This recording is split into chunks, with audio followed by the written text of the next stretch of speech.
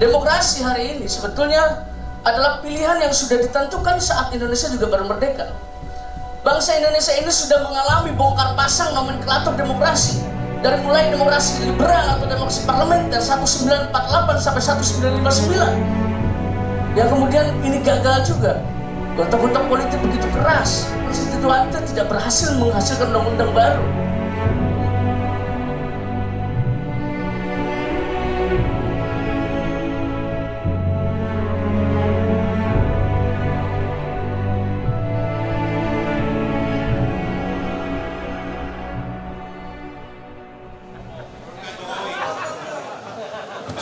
Oke semuanya, terima kasih.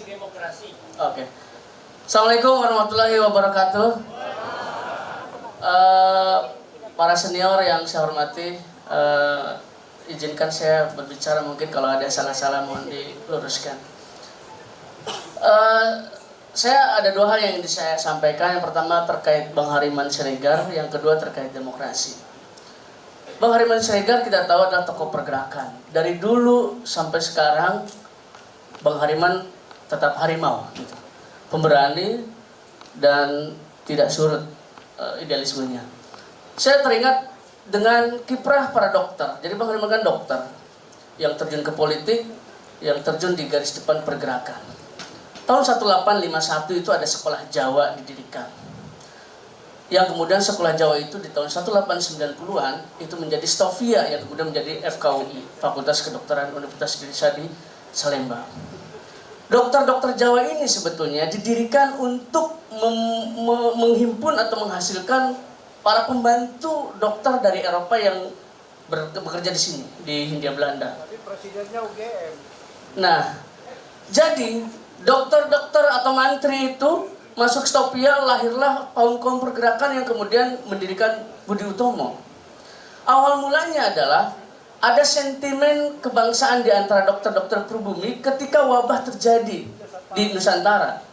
Kala itu dokter-dokter Hindia kolonial Belanda itu tidak mau menangani terutama wabah pes pada saat itu untuk memeriksa dan menyembuhkan penderita wabah pes dari kalangan pribumi karena dianggapnya kelas rendah, jijik, dan juga bayarannya tidak semahal kalau mereka mengurus yang terkena wabah dari kalangan kolonial atau bangsa Eropa yang ada di kita.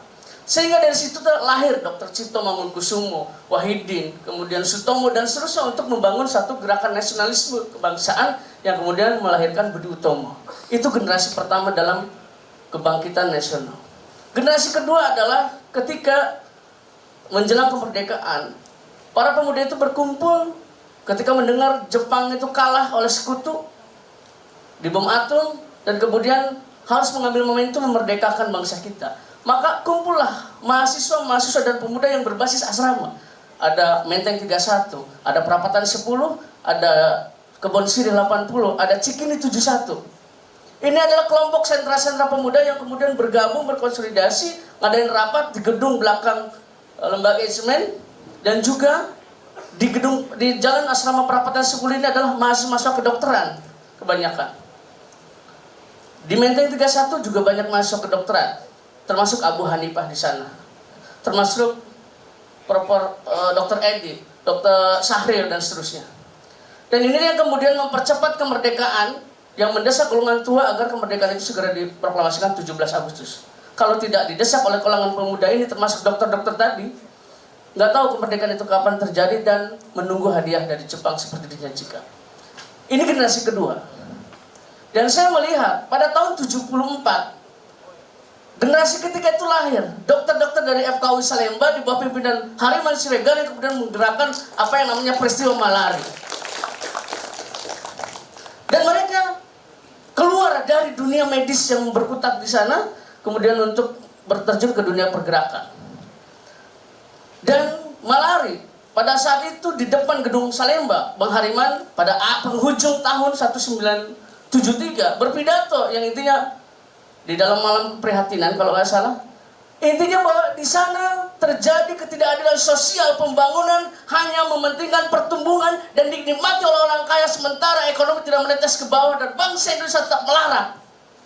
Korupsi tetap merajalela, ketidakadilan sosial, kesenjangan sosial itu sudah disuarakan oleh Bang Hariman pada saat malam keprihatinan 973 dan sekarang masih terjadi.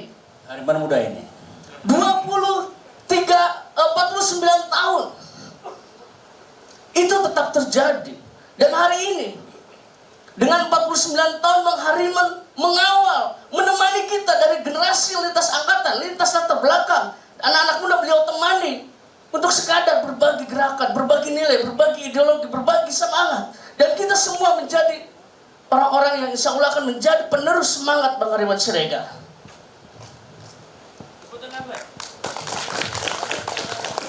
Dan yang kedua, saya ingin bicara tentang demokrasi. Jadi sebetulnya demokrasi ini, kalau kita bicara pengertiannya banyak sebenarnya, intinya pemerintahan atau kedaulatan dari rakyat. Kalau bicara pengertian demokrasi menurut Abraham Lincoln dari oleh untuk rakyat. Tapi seperti itu adalah pengertian definitif yang sangat filosofis. Pada kenyataannya tidak seperti itu, terutama di Indonesia.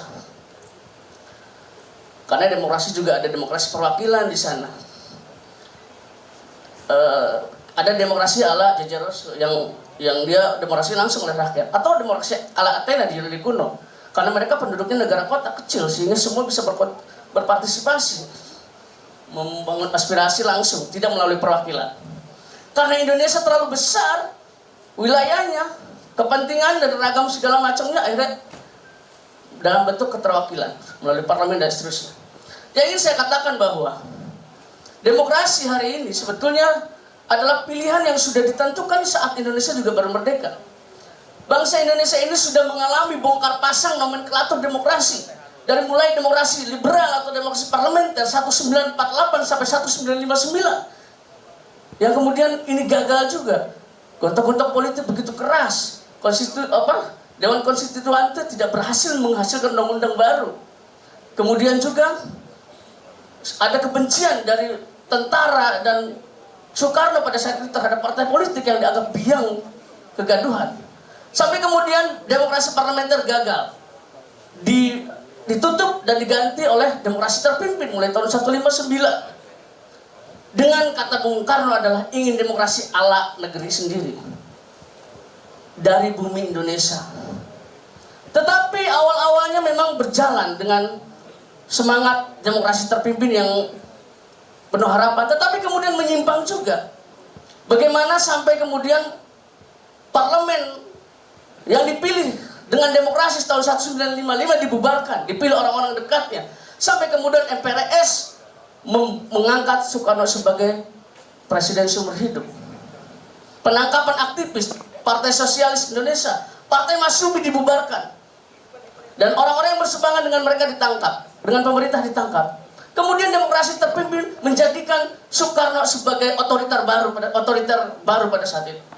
Demokrasi terpimpin akhirnya rontok oleh gerakan 66 mahasiswa dan kalangan rakyat. Lalu kemudian demokrasi yang muncul adalah demokrasi Pancasila seperti kata Soeharto. Soeharto muncul menjadi presiden, demokrasi pada saat itu menjadi demokrasi Pancasila. Sayangnya demokrasi Pancasila adalah demokrasi hanya tafsir tunggal pemerintah. Yang berbeda ditangkap. Semua harus seragam. Partai politik dikecilkan menjadi 3. Semua harus berasas tunggal Pancasila. Dan semua kebebasan diberangus, suatu menjadi otoriter lagi. Sampai kemudian ditutup, reformasi berjalan, demokrasi liberal yang kapitalistik. Dan akhirnya sampai hari ini, demokrasi pun kemudian berjalan kembali ke arah otoritarianisme kompetitif. Mereka memang terpilih secara demokrasi. Tapi kemudian setelah terpilih dalam penyelenggaraan kekuasaan, itu menggunakan seperangkat dan alat demokrasi untuk menggebuk pihak oposisi. Di samping itu, partai-partai politik juga tidak punya ideologi saat ini. Inilah yang disebut gerakan ataupun politik tanpa ideologi. Mereka pun demokrasi, mengaku berdemokrasi, tapi mereka tidak paham demokrasi. Sebagian besar tidak paham demokrasi. Inilah zaman ketika demokrasi jonder demokrat, demokrasi tanpa para demokrat. Itulah yang ingin saya sampaikan bahwa teman-teman bapak-bapak dan senior semua, sebetulnya kita ingin lewat demokrasi ini terciptalah kesejahteraan bersama, seperti ungkapan dari Thomas Aquinas atau Bonum Commune, atau menuju negara yang bahagia seperti kata Aristoteles dan juga Al-Farabi, atau menjadi negara yang memperkuat kedaulatan rakyat seperti Jeroso, atau mencapai tujuan seperti yang tercantum dalam Undang-Undang Dasar 45, mencerdaskan kehidupan bangsa, ikut serta dalam ketertiban dunia, melindungi seluruh tumpah darah Indonesia, dan ikut dalam perdamaian dunia. Itu saja dari saya. Assalamualaikum warahmatullahi wabarakatuh. Luar biasa.